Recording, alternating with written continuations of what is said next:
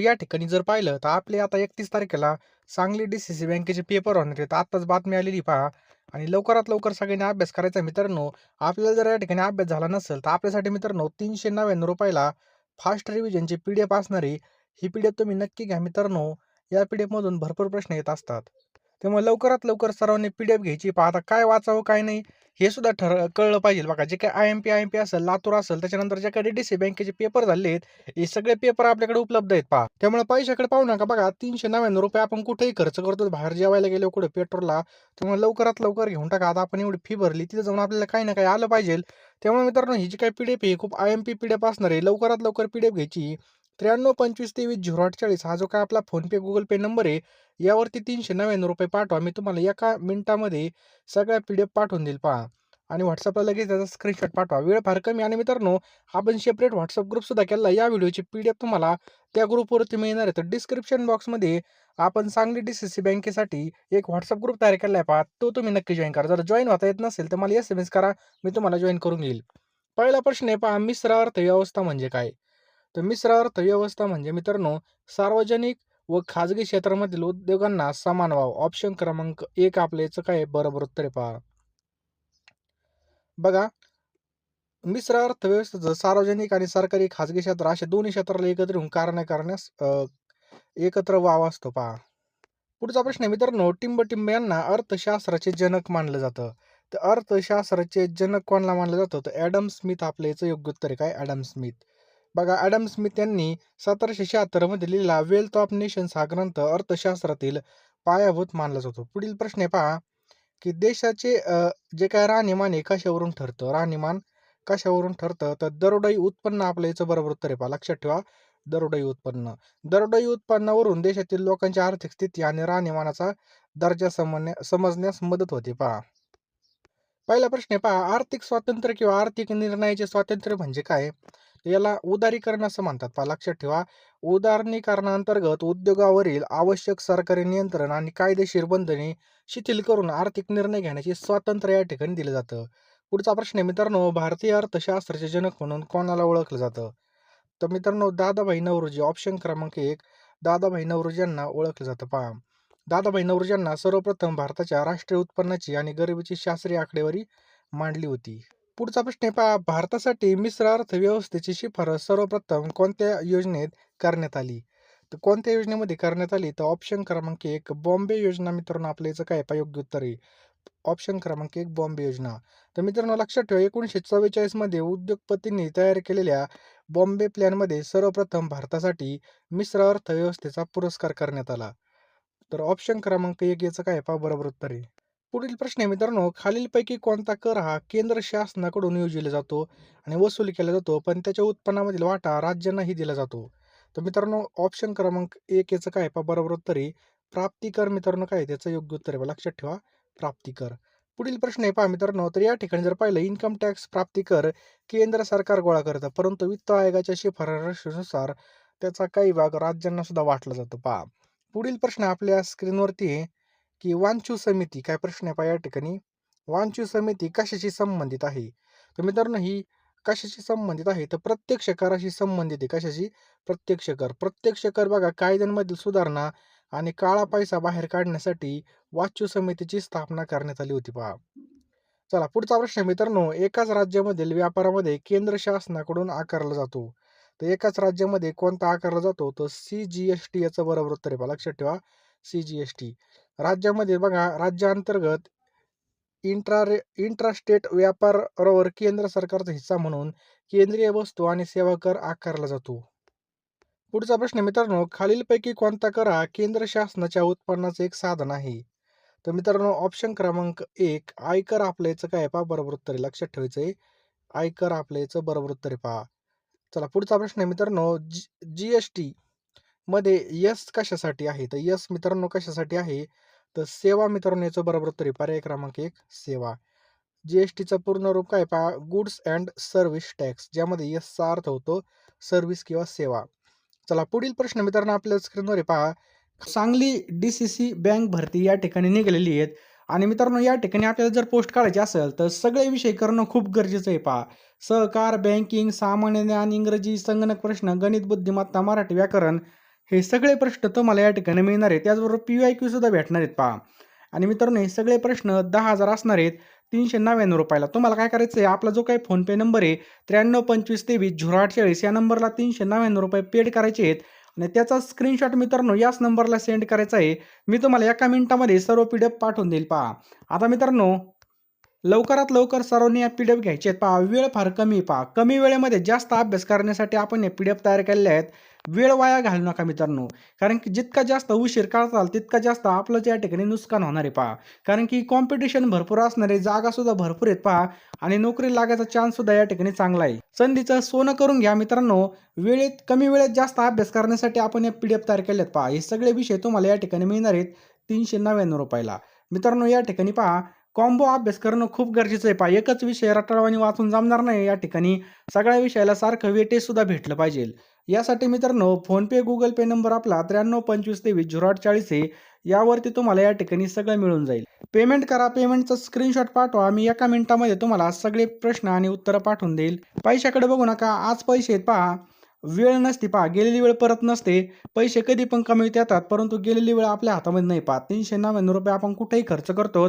योग्य ठिकाणी लावा. नक्कीच तुम्हाला याचा 100% फायदा होऊन जाईल.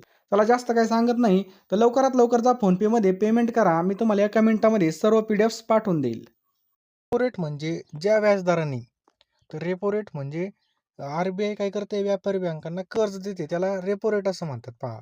रिझर्व्ह बँक बघा अल्पकालीन दराने व्यापारी बँकांना कर्ज पुरवते. त्याला रेपो रेट म्हणतात पहा. शेती व ग्रामीण विकासाची राष्ट्रीय बँक नाबार्डची स्थापना केव्हा झाली? तर मित्रांनो नाबार्डची स्थापना आहे मित्रांनो ही झाली 12 जुलै 1982 ला. 12 जुलै 1982 ला याची स्थापना झाली पहा. शिवरामन समितीच्या शिफारसीनुसार 12 जुलै 1982 रोजी नाबार्डची या ठिकाणी स्थापना झाली आहे. पुढचा प्रश्न आहे मित्रांनो, भारतीय निर्यात आयात बँकेची स्थापना कधी झाली? भारतीय निर्यात आयात बँकेची तर 1 जानेवारी 1982 याचं बरोबर उत्तर आहे पहा. तर परकीय व्यापाराला आणि निर्यातीला प्रोत्साहन देण्यासाठी एक्झिम बँकची स्थापना 1 जानेवारी 1982 रोजी झाली पहा. 1 जानेवारी 1982 झाली पहा. पुढचा प्रश्न आहे पहा, क्रेडिट कार्ड सुरू करणारी भारतातील पहिली बँक कोणती आहे? ते क्रेडिट कार्ड सुरू करणारी पहिली बँक आहे पहा सेंट्रल बँक ऑफ इंडिया. लक्षात ठेवा ऑप्शन क्रमांक 1 central bank of India. Central bank of इंडियाने भारतामध्ये सर्वप्रथम क्रेडिट कार्ड सेवा सुरू केली होती. चला पुढचा प्रश्न आहे मित्रांनो, की 100 रुपयाच्या नोटावर कोणाची सही असते? 100 रुपयाच्या नोटावर. तर RBI गव्हर्नरची या ठिकाणी सही असते पहा. पर्याय क्रमांक 1 RBI गव्हर्नर. भारतामधील सार्वजनिक क्षेत्रामध्ये सर्वात मोठी बँक कोणती आहे? तर सार्वजनिक क्षेत्रामध्ये सर्वात मोठी बँक आहे पहा स्टेट बँक ऑफ इंडिया. पर्याय क्रमांक 1 आपल्या याचं बरोबर उत्तर आहे पहा. देशातील पहिलं डिजिटल बँकिंग राज्य कोणतं बनलं आहे? तर पर्याय क्रमांक 1 केरळ हे याचं बरोबर उत्तर आहे पहा. काय केरळ. केरळ राज्याने बघा बँकिंग क्षेत्रामधील विविध सेवा पूर्णपणे डिजिटल करून देशामधील पहिलं डिजिटल बँक राज्य म्हणून मान मिळवलेलं आहे पहा. RBIच्या पतनियंत्रणाची संख्यात्मक साधने कोणती? तर मित्रांनो RBIच्या पतनियंत्रणाची संख्यात्मक साधने कोणती आहेत? तर मित्रांनो लक्षात ठेवा रेपो दर आणि बँक दर हे दोन्ही पण मित्रांनो याचं बरोबर उत्तर आहे पहा. रेपो दर आणि बँक दर ही दोन्ही रिझर्व्ह बँकेच्या पतधोरणाची परिणामकारक किंवा संख्यात्मक साधने आहेत. पुढील प्रश्न आहे मित्रांनो, 14 बँकेचं राष्ट्रीयकरण कोणत्या पंचवार्षिक योजनेमध्ये करण्यात आलं? तर चौथ्या पंचवार्षिक योजनेमध्ये मित्रांनो करण्यात आलं. पर्याय क्रमांक 1 चौथ्या. 1969 मध्ये चौथ्या पंचवार्षिक योजनेच्या काळामध्ये या ठिकाणी मित्रांनो 14 व्यापारी बँकांचं राष्ट्रीयकरण केलं. पुढील प्रश्न आपल्या स्क्रीनवर आहे पहा. रिझर्व्ह बँकेजवळ व्यावसायिक बँकांना ठेवावा लागणारा किमान रोख निधी म्हणजेच काय? तर याला CRR असं म्हणतात पहा. लक्षात ठेवा CRR. कॅश रिव्हर्स रेपो याला व्यापारी बँकांना त्यांच्या ठेवीपैकी काही रक्कम RBI कडे पाठवावी लागते. पुढचा प्रश्न आहे मित्रांनो, भारतामधील बँकिंग क्षेत्रामध्ये नियंत्रण आणि संचालन करणारी सर्वोच्च बँक म्हणजे कोणती बँक? तर मित्रांनो कोणती बँक आहे? तर आपल्या सर्वांना माहित पाहिजे. पर्याय क्रमांक 2 RBI. पर्याय क्रमांक 1 RBI आपल्या याचं बरोबर उत्तर आहे पहा. रिझर्व्ह बँक ऑफ इंडिया ही भारताची मध्यवर्ती बँक असून ती सर्व बँकिंग क्षेत्रावर नियंत्रण ठेवते पहा. पुढचा प्रश्न आहे मित्रांनो, की RBIचं मुख्यालय पुढीलपैकी कोणत्या शहरामध्ये आहे? तर मित्रांनो RBIचं मुख्यालय मुंबईमध्ये आपल्याला पाहावयास मिळतं. पर्याय क्रमांक 1 मुंबई. पुढील प्रश्न पहा मित्रांनो, की खालीलपैकी कोणत्या वर्षी रिझर्व्ह बँकेचं राष्ट्रीयकरण करण्यात आलं? तर रिझर्व्ह बँकेचं राष्ट्रीयकरण हे 1949 ला झालं पहा. 1949 ला राष्ट्रीयकरण झालं पहा रिझर्व्ह बँकेचं. रिझर्व्ह बँकेची स्थापना 1 एप्रिल 1935 ला झालेली खाजगी बँक म्हणून झाली होती आणि ज्याचं 1 जानेवारी 1949 रोजी काय झालं? राष्ट्रीयकरण सुरू झालं. भारताची मध्यवर्ती बँक कोणती आहे? भारताची तर मित्रांनो आर-बी-आय आपल्या याचं काय पहा बरोबर उत्तर आहे. भारताची मध्यवर्ती बँक कोणती आहे? तर आर-बी-आय आपल्या याचं बरोबर उत्तर आहे पहा. पुढील प्रश्न आहे मित्रांनो, चलनी नोटा, त्याच्यानंतर पोस्ट कार्ड, तिकिटे इत्यादीचे छपाई केंद्र, सिक्युरिटी प्रेस राज्यामध्ये खालीलपैकी कोणत्या ठिकाणी आहेत? तर मित्रांनो हे नाशिक या ठिकाणी पहा. पर्याय क्रमांक 1 नाशिक आपल्या याचं काय पहा बरोबर उत्तर आहे काय? नाशिक. महाराष्ट्रामध्ये नाशिक येथे भारत सरकारची इंडिया सिक्युरिटी प्रेस असून तेथे चलनी नोटा आणि शासकीय कागदपत्र या ठिकाणी छापले जातात. रिझर्व्ह बँकेने निर्धारलेल्या थकबाकीदारांचं डिफॉल्टर्स व्याख्या खालीलपैकी कोणत्या शब्दामध्ये केली आहे? तर मित्रांनो ही कोणत्या शब्दामध्ये केली आहे तर सर्वांनी लक्षात ठेवा. तर याचं योग्य उत्तर आहे पहा, थकीत कर्जाची रक्कम 25 लाख रुपयापेक्षा अधिक असलेली. याचं बरोबर उत्तर आहे पहा. चला पुढचा प्रश्न आहे मित्रांनो, मध्यवर्ती बँक ही सदस्य बँकांना ज्या दराने कर्ज देते त्या दराला काय म्हणतात? तर त्या दराला मित्रांनो बँकेचा दर असं म्हणून ओळखलं जातं. लक्षात ठेवा, बँकेचा दर. खालीलपैकी कोणती व्यक्ती भारतीय रिझर्व्ह बँकेची गव्हर्नर नव्हती? तर मित्रांनो कोण नव्हतं? तर श्रीधरन नव्हते पहा. बाकी रघुराम राजन, डॉक्टर मनमोहन सिंग आणि सी रंगराजन सुद्धा होते पहा. श्रीधरन हे भारताचे सुप्रसिद्ध मेट्रोमॅन म्हणून ओळखले जातात. ते कधीही आर-बी-आयचे गव्हर्नर नव्हते पहा. पुढचा प्रश्न आहे मित्रांनो, नाबार्ड प्रत्यक्षपणे कोणाला पतपुरवठा करतं? नाबार्ड प्रत्यक्षपणे कोणाला पतपुरवठा करतं? तर राज्य सहकारी बँकेचं काय पहा योग्य उत्तर आहे.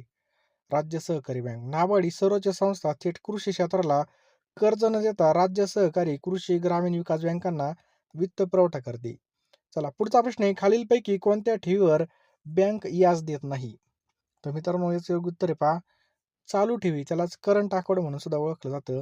हे प्रामुख्याने व्यावसायिकांसाठी असतं, ज्यामध्ये वारंवार व्यवहाराची सुविधा असते, पण बँक त्यावर कोणतंही व्याज या ठिकाणी देत नाही. पुढील प्रश्न मित्रांनो, की बेसल निकष कशाशी संबंधित आहेत? काय मित्रांनो या ठिकाणी बघू शकता, बेसन भाकरी नाही तर बेसल. तर बघा बँकाच्या भांडवलापर्यंत बँकाच्या भांडवला पर्याप्ततेबद्दल याचं काय पहा बरोबर उत्तर आहे पहा. पुढील प्रश्न आहे मित्रांनो, की पुढीलपैकी कोणता देश हा सार्कचा सदस्य नाहीये? तर सार्कचा सदस्य कोणता देश नाही आहे? तर ऑप्शन क्रमांक 1 चीन हे आपलं याचं बरोबर उत्तर होईल पहा. चीन हा देश मित्रांनो आशियाई क्षेत्रीय सहयोग संघटनाचा सदस्य देश नाही पहा. चला पुढचा प्रश्न आहे मित्रांनो, की खालीलपैकी क्रिप्टोकरन्सी कोणती आहे? क्रिप्टोकरन्सी तर कोणती मित्रांनो? ऑप्शन क्रमांक 1 इथेरियम काय पहा याचं बरोबर उत्तर आहे इथेरियम. चला पुढचा प्रश्न आहे पहा, भारताचा पहिला डिजिटल अर्थसंकल्प कोणी मांडला? तर भारताचा पहिला डिजिटल अर्थसंकल्प मांडला होता निर्मला सीतारामन. पर्याय क्रमांक 1 याचं बरोबर उत्तर आहे पहा निर्मला सीतारामन. केंद्रीय वित्त मंत्री निर्मला सीतारामन यांनी कोविड काळामध्ये भारताचा पहिला टॅबलेट आधारित डिजिटल अर्थसंकल्प सादर केला होता.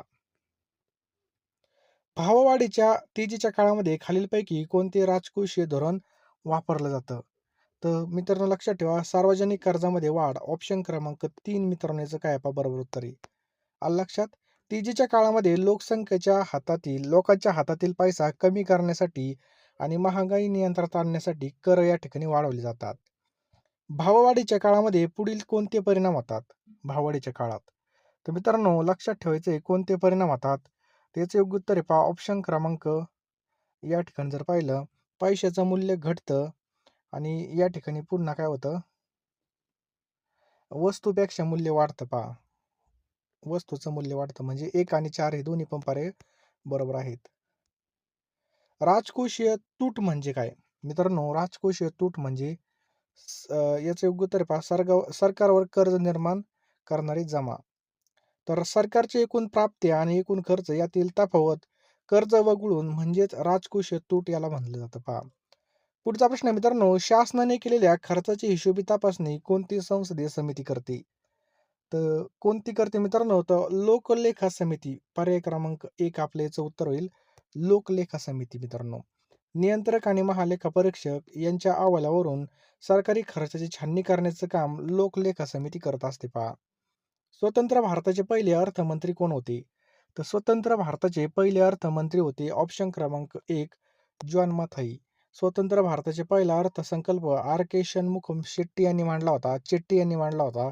आणि जॉन मथाई देखील भारताचे सुरुवातीचे काय होते अर्थमंत्री होते. पुढील प्रश्न आपल्या स्क्रीनवर मित्रांनो, की व्यापार तोल म्हणजे अर्थव्यवस्थेमध्ये आयात आणि निर्यात यांच्या मूल्यातील फरक. तर मौद्रिक याचं बरोबर उत्तर आहे पहा. ऑप्शन क्रमांक 1 मौद्रिक काय पहा याचं बरोबर उत्तर आहे पहा. देशाच्या दृश्य आणि आयात निर्यातीच्या मूल्यामधील मौद्रिक फरकाला व्यापार तोल म्हणून ओळखलं जातं. पुढील प्रश्न आहे मित्रांनो, की 1 रुपयाच्या नोटावर कोणाची सही असते? तर 1 रुपयाच्या नोटावर मित्रांनो वित्त सचिव, भारत सरकार याचं बरोबर उत्तर आहे पहा. 1 रुपयाच्या नोटेवर केंद्र सरकारच्या वित्त सचिवांची स्वाक्षरी असते पहा. दारिद्र्य रेषेखालील कुटुंबांना असते. दारिद्र्य रेषेखाली कुटुंबाला कोणत्या प्रकारचं असतं बघा कुपन. तर मित्रांनो लक्षात ठेवा. पिवळ्या कलरचं याचं बरोबर उत्तर आहे पहा. पर्याय क्रमांक 1 पिवळा कलर. चला पुढचा प्रश्न आहे पहा, की रोजगार हमी योजनेचे जनक असे कोणास म्हटलं जातं? तर रोजगार हमीचे जे काही जनक आहेत मित्रांनो असं वि.स. पाग यांना म्हटलं जातं. ऑप्शन क्रमांक 1 फिलिक्स वक्ररेषा काय दर्शवते? तर मित्रांनो फिलिक्स वक्ररेषा काय दर्शवते? तर मित्रांनो ही दर्शवते बेरोजगारी दर आणि चलनवाढ व्यस्त प्रमाण. लक्षात ठेवा. पुढील प्रश्न आपल्या स्क्रीनवरती पहा. भारतामध्ये कोणत्या प्रकारामध्ये छुप्या बेरोजगारीचं दर्शन घडतं? तर कृषीमध्ये घडतं पहा. मित्रांनो भारतीय कृषी क्षेत्रामध्ये सीमांत उत्पादकता शून्य असणारी छुपी किंवा प्रचंड बेरोजगारी प्रकर्षाने दिसून येते. जागतिक बँकेचं मुख्यालय कोणत्या ठिकाणी आहे? मित्रांनो जागतिक बँकेचं जे काही मुख्यालय हे कोणत्या ठिकाणी आहे? तर वॉशिंग्टन मित्रांनो आपल्या याचं बरोबर उत्तर होईल पहा. ऑप्शन क्रमांक 1 वॉशिंग्टन.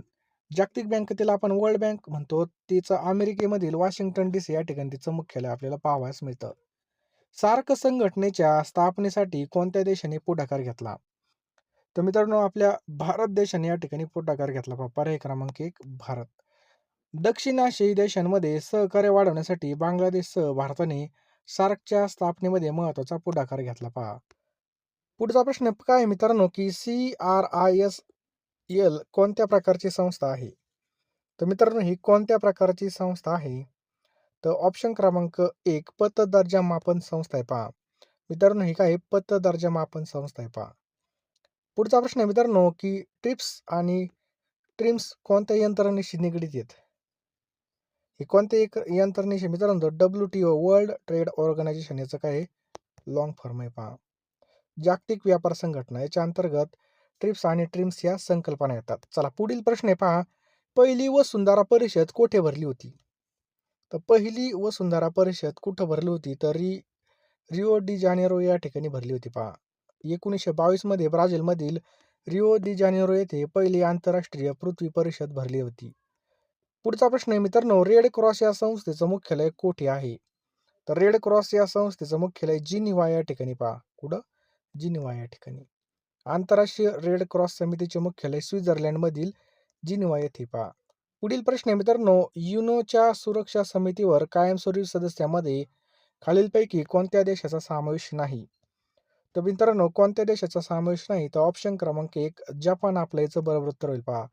संयुक्त राष्ट्र सुरक्षा परिषदेच्या 5 स्थायी सदस्यांमध्ये अमेरिका, ब्रिटन, फ्रान्स, रशिया आणि चीन यांचा समावेश आहे. जपानचा नाही पहा.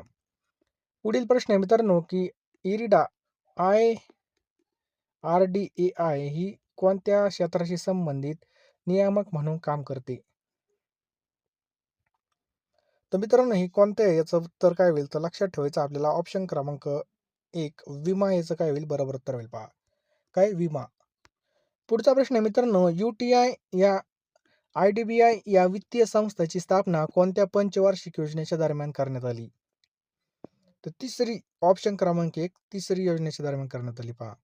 तिसऱ्या पंचवार्षिक योजनेच्या काळामध्ये औद्योगिक विकासाला चालना देण्यासाठी वित्तीय संस्था स्थापल्या गेल्या. भारतातील पहिल्या वित्त आयोगाचे अध्यक्ष कोण होते? तर के सी नियोगी मित्रांनो याचं काय पहा बरोबर उत्तर आहे काय? के सी नियोगी. भारताच्या पहिल्या वित्त आयोगाचे अध्यक्षपदी के सिनियोगी यांनी भूषवलं होतं. पुढील प्रश्न आहे पहा, 16व्या वित्त आयोगाचे अध्यक्ष कोण आहेत? तर अरविंद पनगारिया. ऑप्शन क्रमांक 1 अरविंद पनगारिया हे याचं बरोबर उत्तर आहे पहा. 16व्या वित्त आयोगाचे अध्यक्ष म्हणून अरविंद पनगारिया यांची नियुक्ती करण्यात आली. नीती आयोगाचे अध्यक्ष कोण आहेत? तर नीती आयोगाचे अध्यक्ष कोण असतात? पंतप्रधान असतात पहा. जिल्हा नियोजन मंडळाचे सचिव कोण असतात? मित्रांनो, जिल्हा नियोजन मंडळाचे सचिव कोण असतात? तर जिल्हा अधिकारी याचं बरोबर उत्तर आहे पहा. ऑप्शन क्रमांक 1 जिल्हा अधिकारी. पुढचा प्रश्न आहे मित्रांनो, नीती आयोगाचं विस्तारित रूप काय आहे?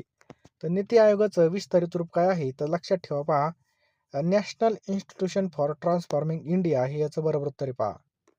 नियोजन आयोगाच्या जागी 1 जानेवारी 2015 रोजी स्थापन झालेल्या नीती आयोगाचे लघुरूप national institution for transforming India असं आहे पहा. हे नियोजन आयोगाचे पहिले अध्यक्ष होते. तर नियोजन आयोगाचे पहिले अध्यक्ष कोण होते? पंडित जवाहरलाल नेहरू होते पहा. 1950 मध्ये स्थापन झालेल्या नियोजन आयोगाचे पहिले अध्यक्ष देशाचे तत्कालीन पंतप्रधान पंडित नेहरू हे होते पहा. राज्य नियोजन आयोगाचा अध्यक्ष कोण असतो? तो कोण असतो? मुख्यमंत्री याचं उत्तर आहे पहा. 6 ऑगस्ट 1952 रोजी स्थापन करण्यात आली. तर 6 ऑगस्ट 1952 रोजी राष्ट्रीय विकास परिषद स्थापन करण्यात आली पहा. भारतामध्ये पंचवार्षिक योजना कोणत्या वर्षी सुरू झाली? तर मित्रांनो, भारतामध्ये पंचवार्षिक योजना ही कधी सुरू झाली? तर 1951 ला चालू झाली होती. 1 एप्रिल 1951 ला. नीती आयोगाच्या धर्तीवर स्थापन करण्यात आलेल्या मित्राचे पहिले अध्यक्ष कोण आहेत? तर मित्रांनो, मित्राचे पहिले अध्यक्ष कोण होते? तर एकनाथ शिंदे हे होते पहा.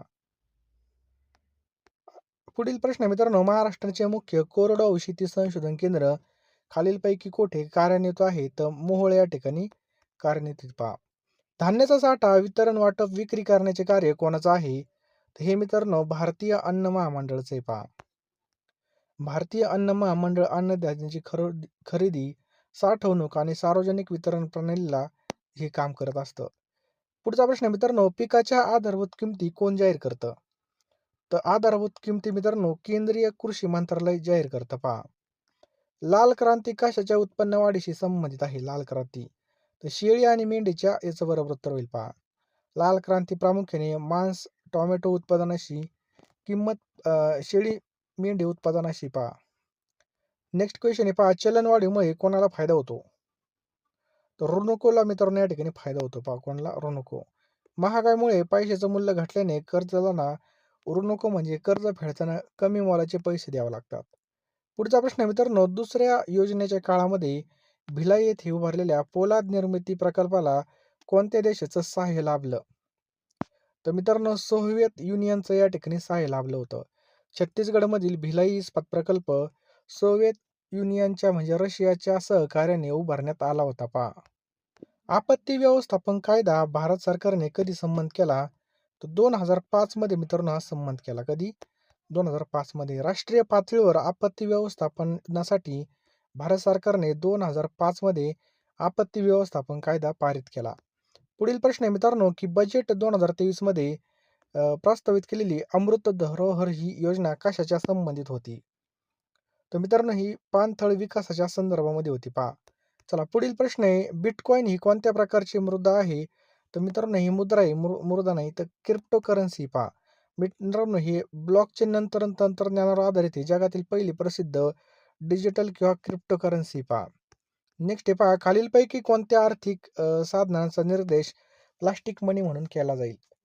तर मित्रांनो लक्षात ठेवा, प्लास्टिक मनी म्हणून तर क्रेडिट कार्ड याचं काय होईल? बरोबर उत्तर होईल. ऑप्शन क्रमांक 1 क्रेडिट कार्ड. खालीलपैकी कोणत्या एक्सचेंजमध्ये क्रिप्टो आभासी चलनाचा व्यवहार होतो? तर ऑप्शन क्रमांक 1 WAZIRX याचं बरोबर उत्तर आहे पहा. हे क्रिप्टोकरन्सीची. सेज हे कशाची विकासाशी संबंधित आहे? सेज तो उद्योगधंदे मित्रांनो याचं बरोबर उत्तर होईल. नेक्स्ट आहे पहा, बोकारो झारखंड येथील सार्वजनिक क्षेत्रामध्ये लोह पोलाद प्रकल्पाला कोणत्या देशाचं सहाय्य लाभलं आहे? तर रशियाचं सहाय्य लाभलेलं आहे पहा. चलनाच्या अवमूल्यनामुळे काय होतं? चलनाच्या अवमूल्यनामुळे काय होतं? निर्यात वाढते पहा. काय होतं? निर्यात वाढते. पर्याय क्रमांक 1.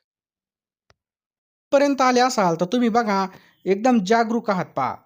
शेवटपर्यंत व्हिडिओ पाहिला त्याबद्दल तुमचं सर्वांचं अभिनंदन. कारण की तुम्हाला खूप नोकरीची गरज आहे. तुमच्यामध्ये खूप जास्त जिद्द आहे पहा. तर बघा इथपर्यंत आले असाल तर लगेच फोनपेमध्ये जा. योग्य दिशेने अभ्यास करा बघा. कुठं पण आपल्याला चिकटवाणी करायचं नाही.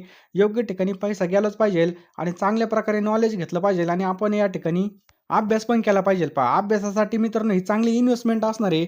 सर्व विषयाच्या पी-डी-एफ तुम्हाला या ठिकाणी मिळणार आहेत मित्रांनो. लवकरात लवकर फोनपेमध्ये जा, Google पेमध्ये जा. हा नंबर टाइप करा. ₹399 पेमेंट करा आणि लवकरात लवकर बघा या ठिकाणी पेमेंट करून मला स्क्रीनशॉट पाठवा. मी तुम्हाला लगेच या ठिकाणी सर्व पी-डी-एफ पाठवून देईल पहा.